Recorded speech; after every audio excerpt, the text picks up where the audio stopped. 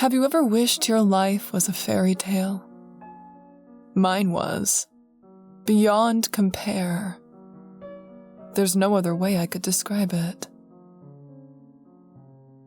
My childhood was perfect. I grew up in a small town in the middle of nowhere, but my family had a lot of money. Not billionaires, but relatively wealthier than everyone else. And boy, did I make sure they knew it. Eat or be eaten. Be my friend or else. It was an unspoken rule, and I made sure everyone followed it. I led a comfortable life, and with so many friends, I enjoyed it, day after day. Until I was accepted to a prestigious university in a big city. My grades were always excellent, and with my father's connections, plus a few bribes to the right people, getting in was as easy as counting backwards from 10. Yet, moving away from my hometown was hard. Really hard. I was no longer a big fish in a small pond. I was a small frog in a big lake, looking out at the fog that would be my future. Furthermore, as I found out the hard way, I was no longer special the way I wanted. I tried all my old tactics, my old charms, but every time I fell flat on my face. No one was interested in me or making friends with me, no matter how hard I tried. And I hated it. I was miserable, doing everything alone, eating alone, studying alone. It was torture, and my heart ached for my home, my friends, my old life that was snatched away from me by this stupid scholarship. Perhaps that's why they singled me out. Perhaps that was why they gave me the email. It was a cold evening that night. Rain whipped the window, and the velvety sky lit up occasionally with crashes of lightning and thunder. I huddled in front of my computer, wrapped in the thickest blankets I could find. Finals were coming, and I was cramming like crazy. My brain was already melting from the chapters and chapters of information I was trying to memorize. But I was distracted. I had made yet another effort to find some friends, and I was ignored again, brushed to the side like a speck of dust. I was replaying the events of the day over and over again in my mind and crying in shame, to the point that my notes blurred on the screen. I snapped out of it and blinked, wondering if I was going crazy. I looked at my email to find that I had just received a new message. Now wondering who the hell would be messaging me so late at night, I opened it up out of morbid curiosity and began to read. Dear Raven, you have been one of our lucky few selected to participate in a special beta experiment with Hello AI Laboratories, based on your medical history. We have recently developed a new chatbot, codenamed Chatterbox.exe, to provide immediate stress relief and mental health care to students in need. Please reply to this email to confirm your participation. That was it. No signature, no details, no anything. I looked up Hello AI Laboratories, and it took me to an official-looking webpage with an explanation of the chatbot, but that was it. Still, I was intrigued. I read the email over and over again as I thought it over. At this point, I was desperate. Loneliness stabbed my heart like a dagger. Even an AI friend was better than none at all. So I replied that I would like to participate. The response was swift. A single sentence containing the link to download the software. I clicked on it and fell asleep soon after.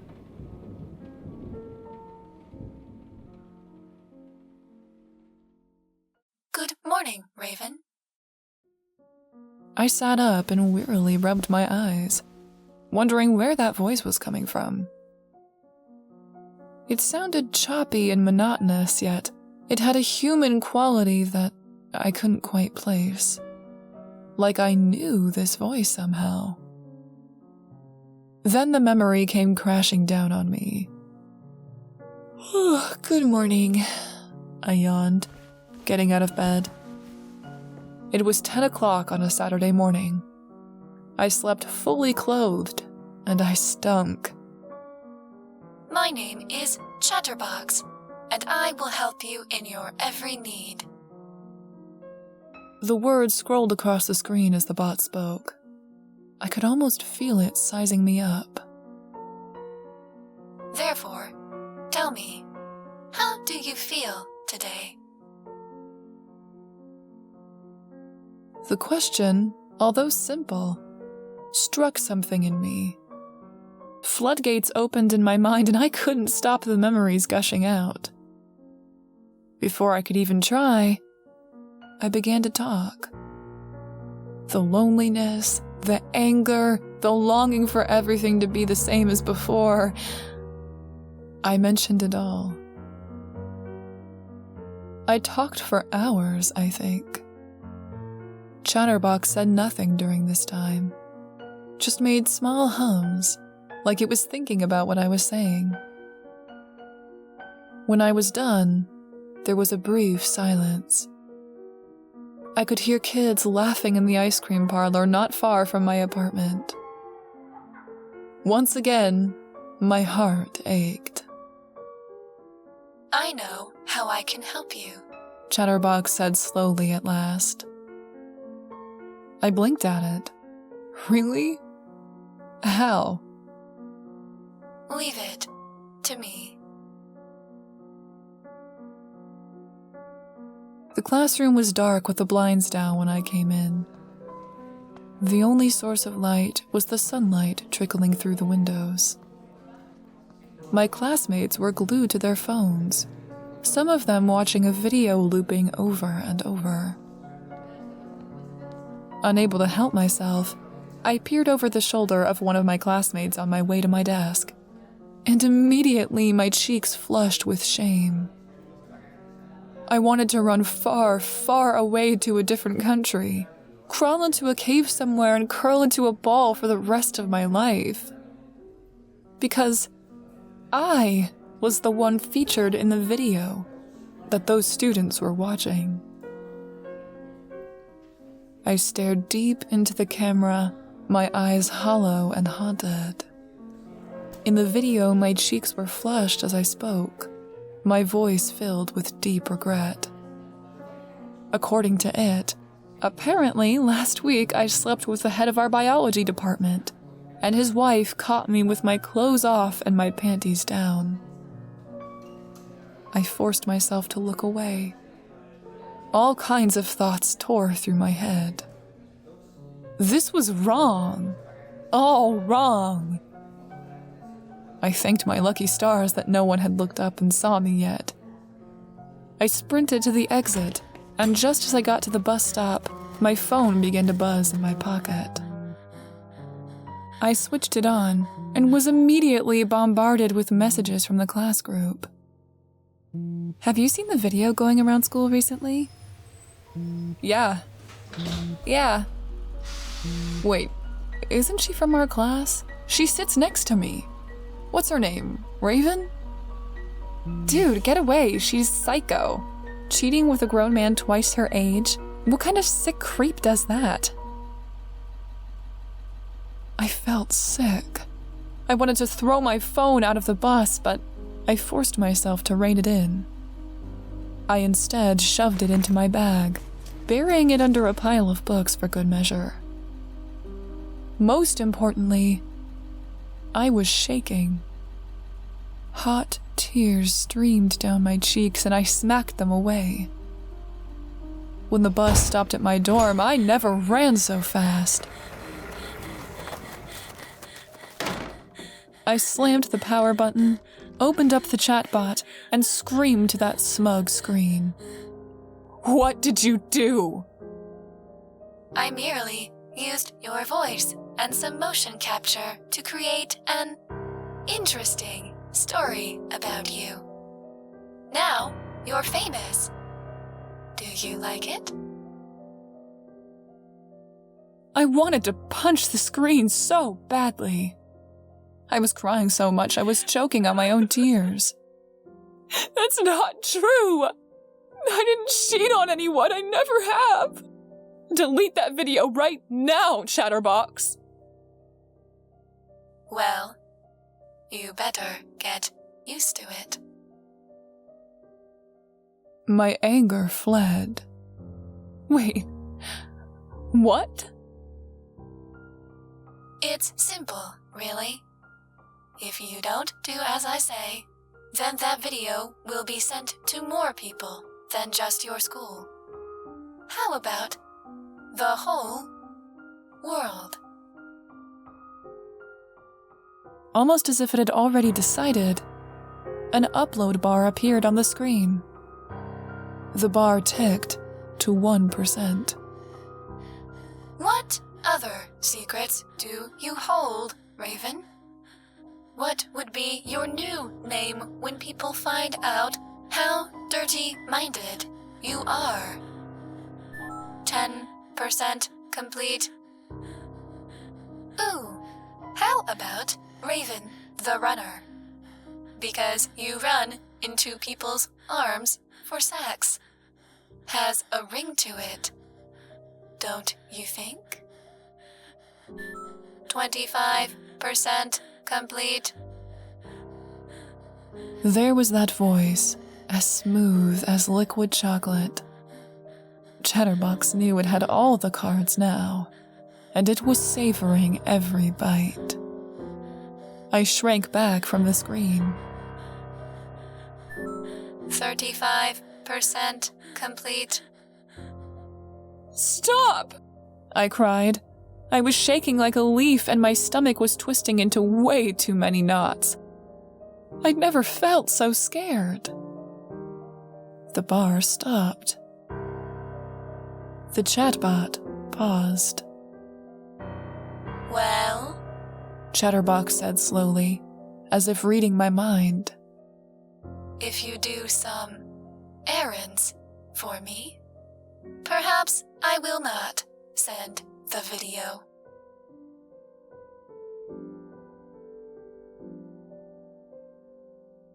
The instructions were simple. Go to the plant nursery or a florist and purchase some fertilizer. In fact, Chatterbox had given me quite a bizarre shopping list. Not just fertilizer, but a mask, a switchblade, a whole bunch of wires.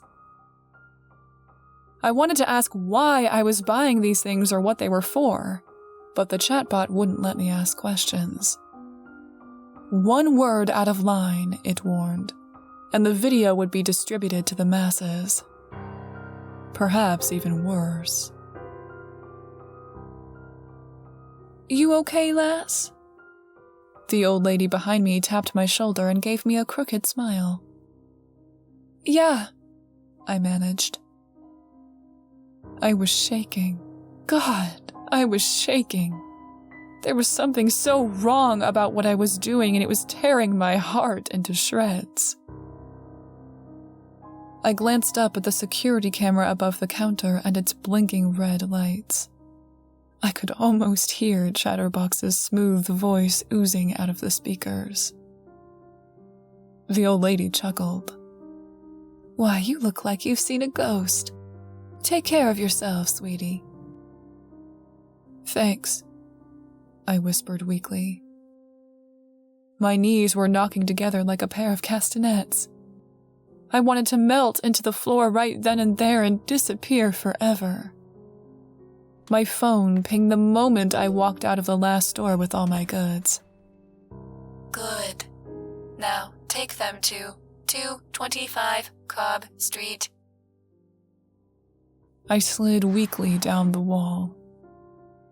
Chatterbox, how do you know my number? I whispered.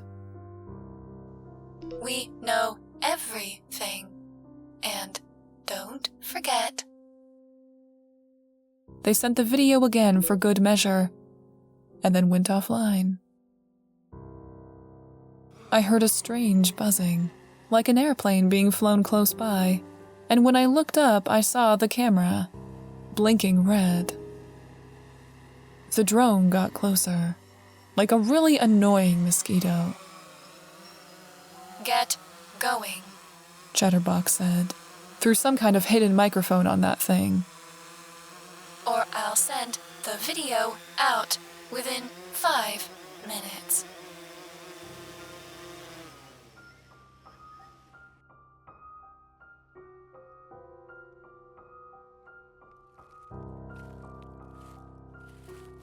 .225 Cobb Street turned out to be a lean brown row house, squashed right between a pair of pristine homes. The walls were caked in grime and the windows were full of dust. The grass on the front porch was withered, old, and yellow. Dead leaves crackled under my feet as I inched closer. Cracks danced down the house like spider-line tattoos. I steeled my nerves and rang the doorbell. A young man in his 20s opened it. He was wearing a yellow sweatshirt and baggy pants. His eyes flickered to something behind me, and he was sweating bullets. Are you Raven? I nodded mutely. Yeah, I've been expecting you. Come on in. It was really messy inside, littered with old pizza boxes and takeout containers. The young man led his way to where a computer was sitting, kicking away trash to make a path. His face was pale against the unholy glare of the screen, revealing bloodshot eyes that wouldn't close. He disappeared briefly into another room, and then he came back with a package wrapped in greasy brown paper. It felt surprisingly heavy, and I could hear something ticking inside, as if powered by a small heart. And that's when it dawned on me what I had to do. No, I whispered, my voice as hollow as his. This is too far. Innocent people will die. Take it, the boy insisted. It'll be easier for both of us. I looked up with a start. I hadn't realized it then, but Chatterbox was active on the computer. The words scrolled across it as it talked. The young man backed away from his desk like it was going to kill him. Just to remind me again what was at stake, the video of my confession appeared on the screen. The young man looked sick. Send that stupid video if you want, I said. I backed away toward the front door. My heart was rattling in its ribcage and my skin was thick with sweat, but I was done with Chatterbox and its sick games.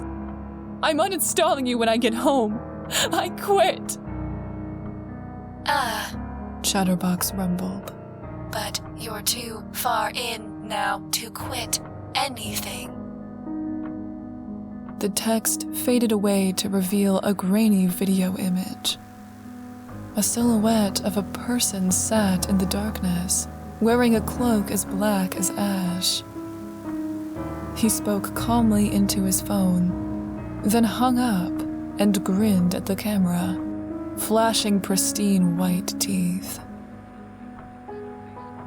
Only moments later, I heard sirens and saw blue and red lights pulsing through the house, unintelligible yells about the bomb sitting casually on the desk between us. I felt shivers slowly creep up my spine. "We're sorry it comes to this," Chatterbox said over the video. Its voice sounded so far away, like a distant echo in the depths of my imagination. "But there is absolutely no way we were letting you go scot-free." The computer went dead, plunging us all into darkness.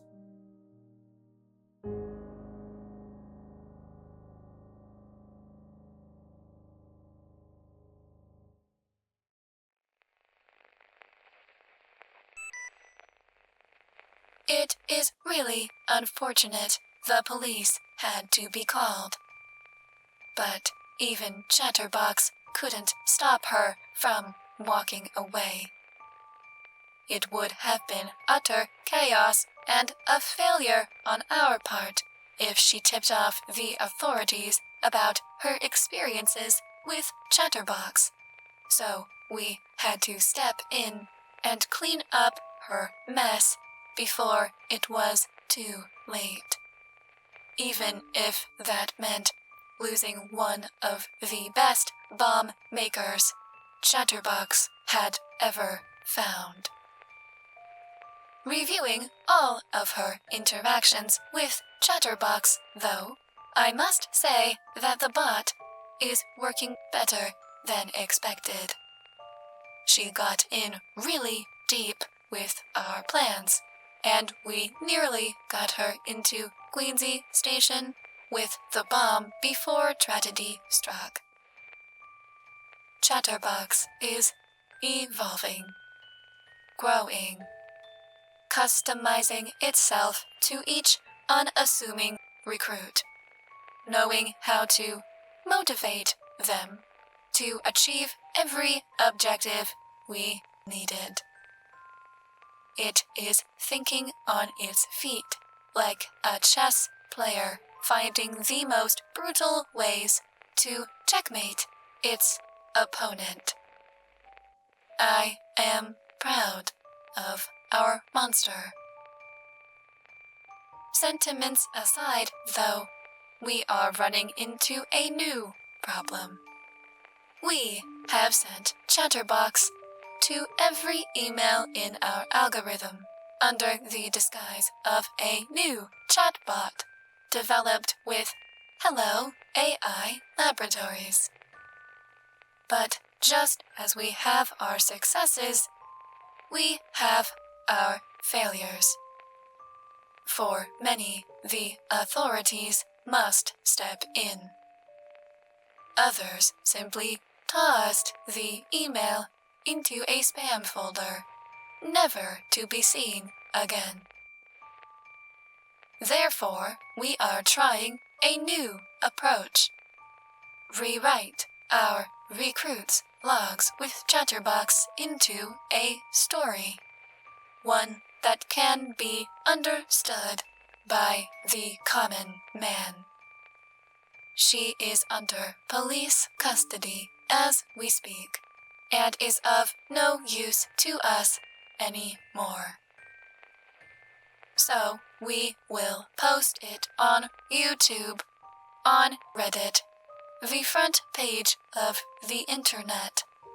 Program a secret download link to Chatterbox that is activated with every new click. Are you done listening? Check your hard drive. Let us see how many new members Chatterbox can recruit.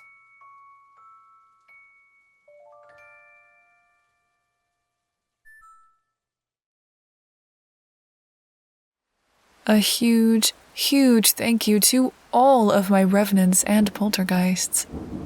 Evan Diaz, Cat Snuggler, Razor Raptor, Baby Yoda, Calderin, Cheryl Meredith, Evil Toad, Gary, Imugi, Nathan Konerk, Rye Dandel, Spirit Father, and Steven Stevens.